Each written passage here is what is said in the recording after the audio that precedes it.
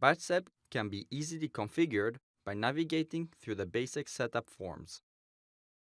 The smart flowsheet on the right will update as the column gets configured. We will first look at how the configuration tabs are displayed and dive into the different basic configuration methods. To access the block settings, double-click on the block. A new tab B1 will appear.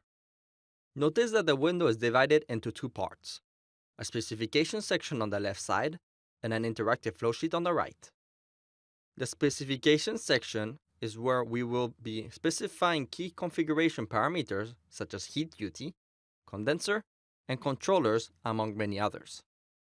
The interactive flowsheet has two different purposes. The first purpose is that it gives a visual feedback of the configuration. For example, if we change the condenser configuration, the flowsheet will change. Other settings, listed here, will also change the flowsheet. The second purpose is that it gives access to specific input forms by clicking on the desired location. For example, if we want to access the condenser setup, click on the condenser on the interactive flowsheet and the appropriate tab will appear. On the interactive flowsheet, click on the pot. We can see that, while a new tab appears, parameters such as pot geometry and dimensions are locked. Some parts of the column cannot be configured unless we enable them first. To do so, we will need to go back to the main configuration tab. The configuration tab is where we will set up the basis of our column.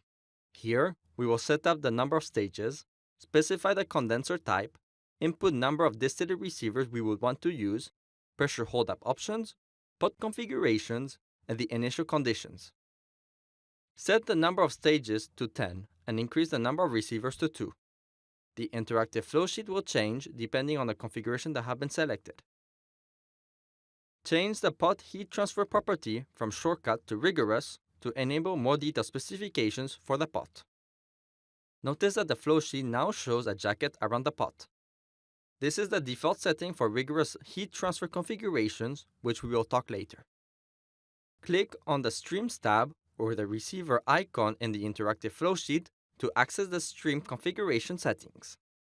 Here, we will define how and where the streams will connect to the main column. The streams need to be connected on the main flowsheet to appear on the configuration tab. Notice that there are two different feeds we need to define, a continuous feed and a pot charge. The pot charge stream is used to compute the initial charge of the pot itself. Make sure that the charge stream is defined as a pot charge.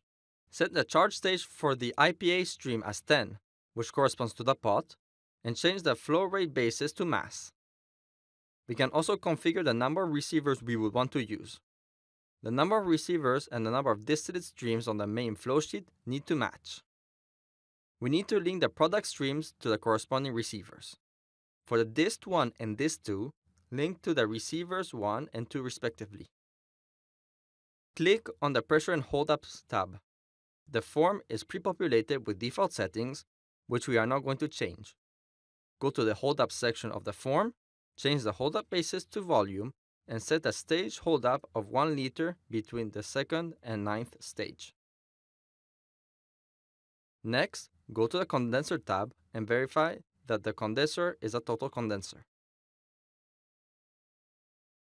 We saw the 5 main tabs for configuring a batch step unit: configuration, streams, pressure and hold-ups, condenser, and pot. Changing settings will affect the display on the right-hand side. Different configuration forms can be accessed by clicking the objects on the flowsheet.